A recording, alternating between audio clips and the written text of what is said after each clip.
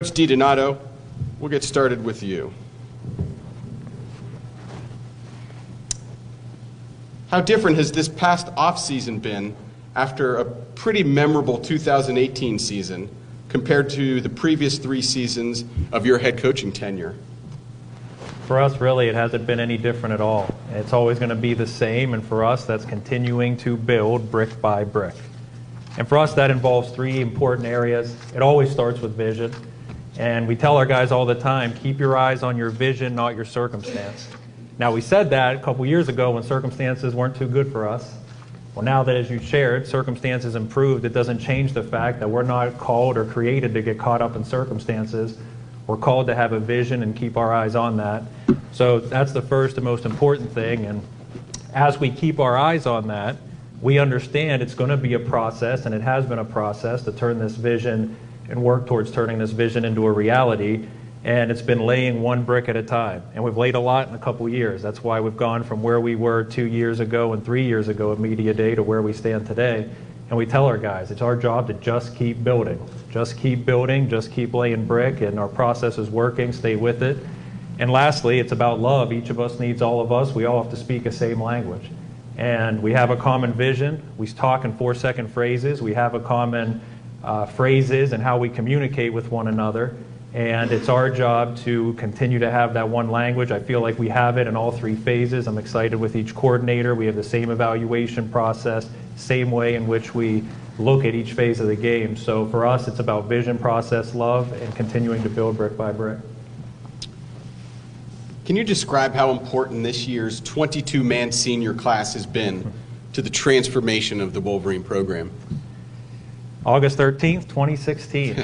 That's when these guys came into camp. That was my first meeting as head football coach for preseason camp. And these 22 seniors entered a program that had just gone winless over the last couple seasons. And of the 250 Division III programs in the country, were among the bottom in longest losing streaks. August 13th, 2019. Same exact day, 3 years later. Wes and the other 21 will be coming into camp, coming off an 8-win season, 7-game win streak, which is among the longest winning streaks in the country, having just won our first postseason game in school history. If you want to know how important these 22 have been to this program, I would just compare August 13th, 2016 to August 13th, 2019.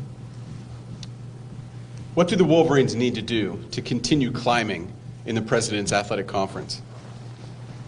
I would say 2 things. Continue to build on the success we've had and then figure out key position battles early.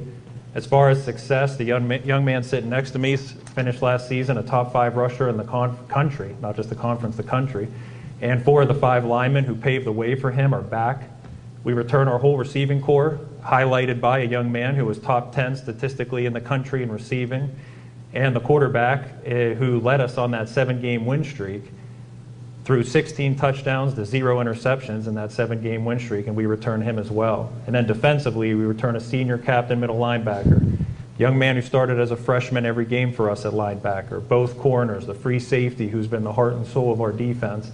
So return the kicker, return the punter. So a lot of success to build on. That's number 1. And number 2, we got to figure out those key position battles early. We lose 1 starter on offense, so we have to figure that one out on the offensive line. A key defensive end battle, a key positional battle at linebacker. So continue to build on the success of these guys who have started and figure out those key position battles early. Coach, last question for you.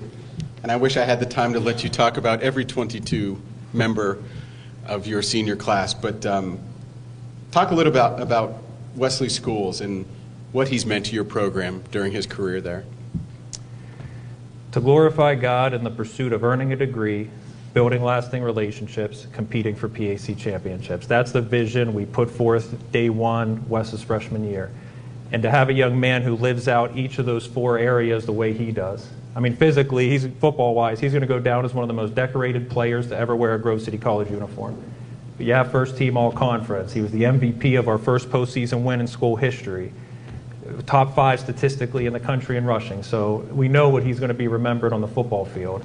Academically, biblical and religious studies major. I love when he comes in and we can talk faith and what he's learning about the Lord. But even this his internship this summer and serving the Lord and doing ministry, excited no matter what God calls him to, the work he's going to do in his vocation. He's not the only guy who got engaged in this off season. He got engaged this past spring. So socially, my wife and I have just been so blown away getting to know Wes and his fiance. And his fiance is going to be doing ministry already. She graduated. She's going to be doing ministry and went into full-time ministry. So this young couple and the way the Lord's going to use this young couple, and not only relationships he's built with his fiance, but he's loved on campus, involved in so many activities. But what I love most about Wes is he understands that he is created to glorify God. Isaiah 43:7, 1 Corinthians 10:31. And he understands that the way you glorify God is finding your satisfaction in him, getting your joy in the Lord, and then letting that joy overflow into bearing fruit. So for us, when we have a young man who understands that he exists to glorify God, that gets his satisfaction in a relationship with Jesus Christ, and lets that joy overflow into football, into his academics, into his relationships, I would say we're very blessed as a football program to have him leading us. Coach, thank you. Wes, a couple questions for you. How does it feel to be selected by your teammates as one of 4 team co-captains for the 2019 season? Yeah, it's an honor for sure. I mean, looking at the journey that we've had, the captains of each team, being able to look at them and see how they led through difficult times and through really special times of earning victories. It's just an honor to fill that spot. Coach Dionato has set a standard, sets a standard of leadership, and to be able to learn how to lead in this way has been awesome. Now to have the opportunity to lead the team, it's awesome. In the 2018 ECAC James Lina Bowl, you carried the ball 58 times for 359 yards and earned the game's MVP award. Talk a little bit about the experiences from that game. Yeah, I mean, that game is my favorite game I've ever been a part of. And besides the fact of what I got to do in the game, I mean, the game was a very competitive game with back and forth. And so it kind of naturally came about in terms of, we were running the ball well. And so it was a great experience. I mean, yeah, like I said, best football game I've ever been a part of. So. Coach mentioned it a little bit, but I want to hear what you have to say. What's it been like for you to help raise the Grove City program from the bottom of the conference into contention?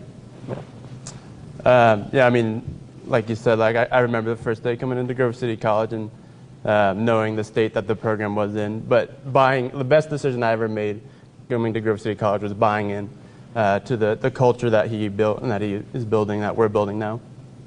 Because I bought in, everything just kind of came together because the whole team bought in, and that's why you see change. That's why the culture works, because we decided to buy in even after losing as many games that we did lose, and so it's been an incredible lifetime experience to be a part of a turnaround like we have had.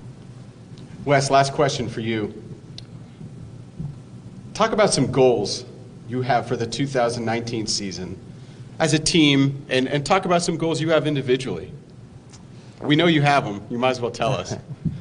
As a team, I remember coming in freshman year, and when we would talk, Coach Dionato, even in my head, I knew what could be accomplished, and what we thought about has happened in terms of turning the program around, having a winning season, now winning a bowl game, and the only thing left to do is to win a PAC championship, and that's the goal, and that's what we're going to work towards this season.